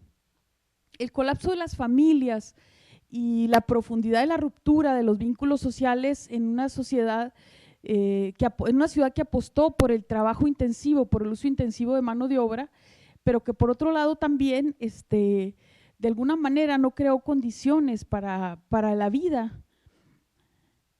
Hoy uno se pregunta en las condiciones de muchos de nuestros jóvenes, por ejemplo, ¿de qué hablamos cuando hablamos de familia? Todo este imaginario de las instituciones, de que detrás de cada niño, de cada joven hay una familia detrás, las escuelas, por ejemplo, ¿no?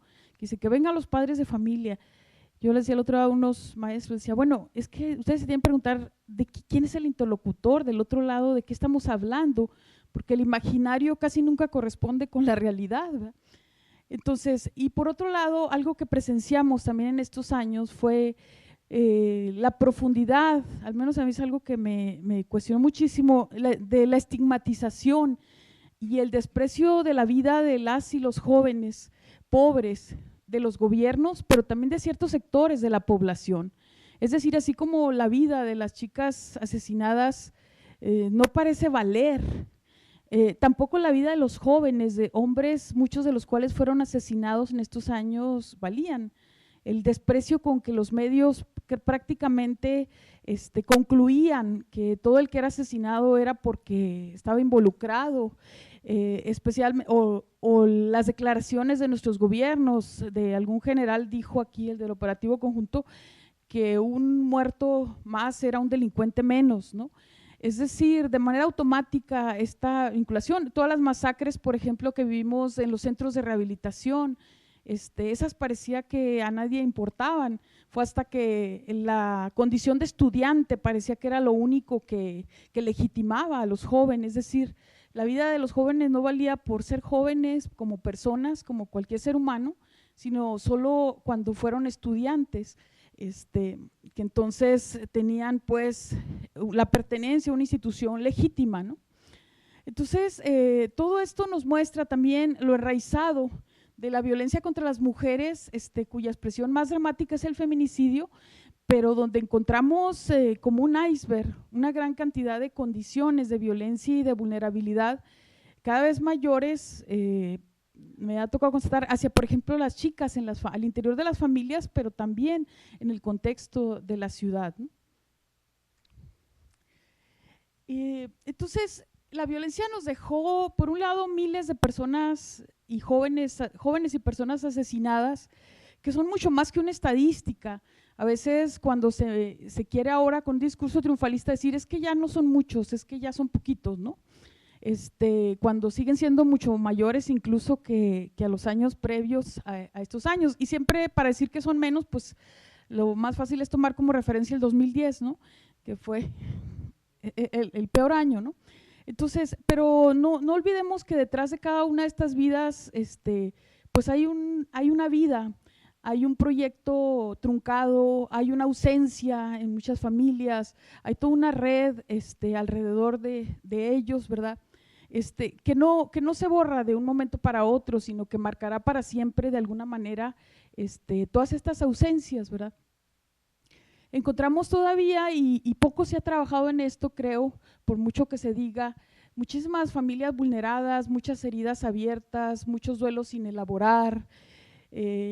Yo me toca constatar cotidianamente muchos todavía deseos de venganza, de aquellos que sufrieron la venganza, adolescentes, por ejemplo, que les mataron a sus padres, a sus hermanos, amigos, y que de alguna manera tarde o temprano eso es una historia, una profecía que parece cumplirse, ¿no? Muchas otras cosas que se presumen como grandes triunfos, por ejemplo, las cadenas perpetuas y el aumento de las prisiones, que para mí no reflejan más que el fracaso de una sociedad que expresa que tiene que condenar a un joven de 18 o 20 años a cadena perpetua porque reconoce o declara que tiene una incapacidad para readaptar socialmente a las personas.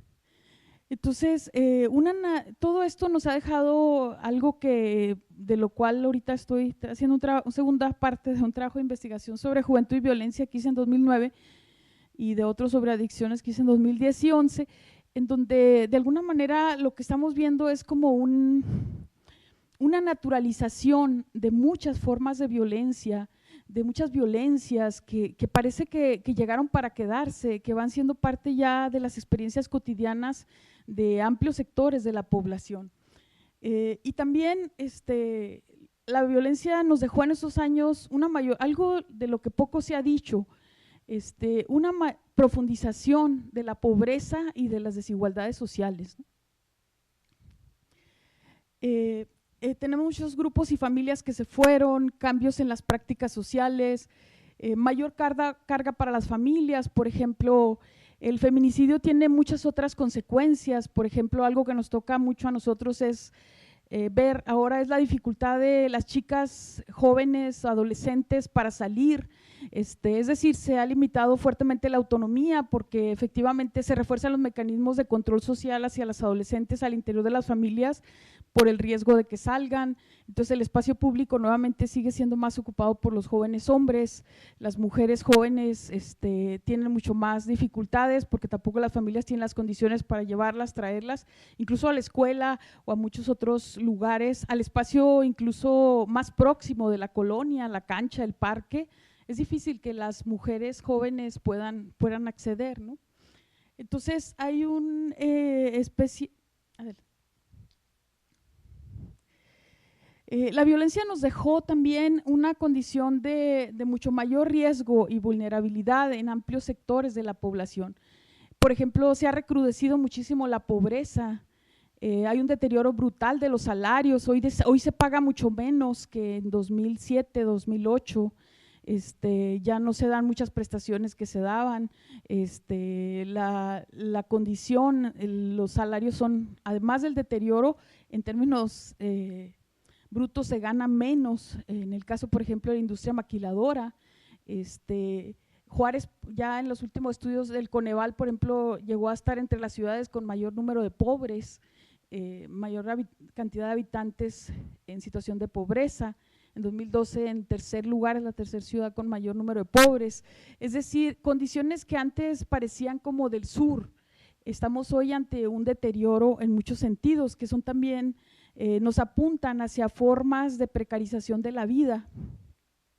Un recrudecimiento de las detenciones arbitrarias hacia los jóvenes y las violaciones a los derechos humanos, esta práctica que se ha hecho muy común ahora, por ejemplo, de detener a los jóvenes pobres y acusarlos de narcomenudistas, sembrándoles droga, y entonces la estrategia es, si no acepta, o te llevamos a un centro de rehabilitación, entre comillas, lo de rehabilitación, donde hay una gran cantidad de abusos, violaciones a los derechos humanos, violaciones sexuales, muchísimas cuestiones, a cambio como medidas correctivas para un chico que trae un cigarrillo de marihuana o cuestiones en donde las soluciones terminan siendo generadoras de mucho más problemáticas y violencias que el acto inicial, ¿no? Entonces, el incremento de las desapariciones, como ya Alfredo lo señalaba, de trata, los feminicidios, algo que documentaba yo en el estudio sobre juventud y violencia, era todas las formas como muchos de los jóvenes involucraban a sus parejas, a las novias o a las chicas, les guardaban la pistola en la bolsa, les hacían llamadas de su celular o cuestiones que parecen muy simples, pero que al final terminaban ellas involucradas en muchas acciones sin ser plenamente conscientes pues de la manera como estaban siendo involucradas, ¿no? Muchísimas chicas, por ejemplo, que se quedaron con hijos muy jóvenes o con las parejas en la cárcel, sin ningún soporte.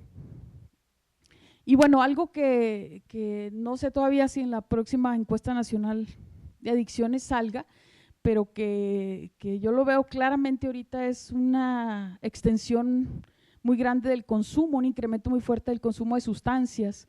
Acabamos de hacer un diagnóstico en preparatorias de todo el estado y prácticamente el tema que salió número 1 es el del consumo de sustancias, cuando hace 4 o 5 años no nos salía ni siquiera como un tema importante. Entonces, el tema de la extensión del consumo, nuevas sustancias, la vuelta de los inhalantes, por ejemplo, que prácticamente ya se habían eliminado, todo esto es una de las consecuencias. Es decir, la pregunta es cómo elaboran muchos de nuestros jóvenes todas estas experiencias que vivieron en estos años. Pues finalmente la droga es una forma de reducir el sufrimiento o frente al sufrimiento, ¿no? La pregunta también es, otra pregunta que nos surge es, bueno, aparentemente estamos en un cierto acuerdo en relación a toda esta confrontación que hubo entre los grupos criminales o el narcotráfico. La pregunta es, ¿estamos ante un equilibrio frágil? A veces se ven cosas que pareciera que en cualquier momento puede volver a activarse o a incrementarse los niveles de violencia. Entonces, ¿realmente qué pasó? Creo que no hemos dado cuenta o no se ha dado cuenta todavía de la evolución misma del narcotráfico en la ciudad, del cambio en los patrones. En el caso de los jóvenes, por ejemplo, hasta antes de 2004, prácticamente los jóvenes no estaban involucrados en el narcotráfico. Los vendedores de droga en las colonias eran adultos que vivían en sus casas y que siempre habían vendido, ¿no? Entonces, todo este cambio en los procesos de vinculación y de reclutamiento que fueron hechos con el total permiso de la policía municipal. A mí me tocó ver cómo fueron entrando los aztecas y otros grupos a los barrios, con total protección policíaca. Entonces la pregunta es, bueno, ¿qué ha pasado? ¿Cómo damos cuenta? Hay muchas cosas que han pasado en estos años, esta penetración en el tejido comunitario del narcotráfico, este intento incluso, como en los casos colombianos, de regular muchos aspectos de la vida comunitaria, que fue donde se libraron muchas batallas también en estos años por muchos actores comunitarios. ¿Qué ha pasado con esto? ¿Hacia dónde vamos? ¿Cómo se ha recompuesto? Habría muchas cosas que decir que rebasan este tiempo que tengo. Adelante. Ese tiempo que ya no tengo. Adelante, nomás. Entonces, bueno, algunos saldos positivos que podríamos decir, si pudiéramos aprovecharlos de alguna manera que nos dejaron estos años. Uno, yo creo, se creó mucha infraestructura para la ciudad, que si se aprovechara podría servir. Es decir, la mayor parte de la intervención federal, hubo muy poca intervención social y hubo mucha intervención de cemento. Es decir, básicamente, si analizamos los presupuestos, lo que más se construyeron fueron parques, algunas escuelas, sobre todo preparatorias, que hoy tienen grandes problemas porque pues, no están hechas para el tipo de jóvenes de estas zonas, ¿verdad? Entonces tienen niveles de deserción altísimos porque los modelos educativos pues, son los mismos, ¿no? Entonces, toda esta infraestructura de centros comunitarios, de parques, de escuelas, fue uno de los saldos pues, que quedó. También creo que quedaron algunas experiencias de articulación y aprendizajes para el diálogo social en diversos actores. Creo que si algo nos obligaron estos años fue a dialogar o a encontrarnos con gente con la que quizá nunca habíamos dialogado en la ciudad, que veníamos de orígenes muy distintos, de ideologías muy distintas, pero que la emergencia nos obligó, nos colocó en mesas o en lugares de diálogo. Creo que esto también nos podría dar ciertas capacidades o que hemos aprendido mucho en ese sentido y que en la ciudad hay muchos actores nuevos también. Algo que nos dejó también estos años es una mayor visibilidad de la juventud como actor social y una mayor sensibilidad de ciertos sectores sociales. Es decir, la violencia, como ya documentaban aquí, tiene muchos años, pero fue hasta que llegó a las clases medias o altas cuando se tornó un problema, mientras era solo de los sectores populares o de las chicas o de los jóvenes pobres, parecía a nadie importarle, ¿no? Entonces, bueno, ya creo que nos quedan muchas preguntas y muchas reflexiones. Para la academia creo que tenemos que pensar nuevas categorías, nuevas formas de dar cuenta de la profundidad de los efectos que la violencia nos dejó, cómo plantear nuevas lecturas, nuevas epistemologías que nos permitan imaginar nuevas posibilidades, porque el problema que tenemos con la investigación es que la investigación generalmente nos aporta sobre lo ya dado. Pero ¿cómo investigar, por ejemplo, las posibilidades? Como en el sentido que nos planteaba un gran filósofo de la Segunda Guerra Mundial, Ernst Bloch, en estos bellísimos libros, 2 tomos, que se llama El Principio de Esperanza, cuando decía él, todavía la humanidad tiene mucho por conocer, por explorar, pero la pregunta entonces es cómo investigar lo que todavía no existe, lo que queremos imaginar, lo que nos permita avanzar hacia nuevos escenarios, hacia nuevas formas de relación humana. Y bueno, cómo revertir todo esto que hemos vivido, cómo desarrollar, cómo aprovechar todas estas capacidades que quizás se han desarrollado en nuevos actores para construir espacios y posibilidades para la vida en nuestra ciudad. Yo con esto termino. Gracias.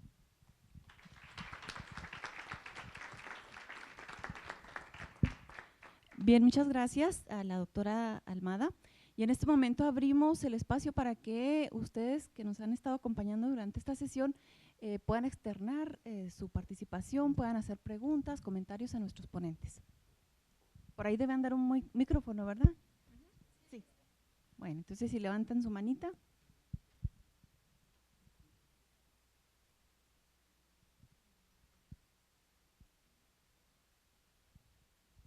Gracias. Buenas tardes. Bueno, algunos, Alicia Moreno, para quienes no me conocen. Primero que nada, pues felicitarlos por su trabajo y sí me salen muchas preguntas y muchas dudas. No sé si lo están ustedes considerando, pero me he encontrado también con el miedo al estudio de la violencia, la violencia sobre los estudiosos de la violencia. Sí, ahora hay también algunas iniciativas, claro, para tratar de tapar el sol con un dedo, que te dicen, bueno, ¿y para qué sigues insistiendo en eso si nada más vas a estar espantando a las inversiones y vas a estar espantando al turismo y agarra la onda que Juárez también es bonito, también tiene lo bonito? Y bueno, creo que también ese es otro, pues un gran obstáculo que nos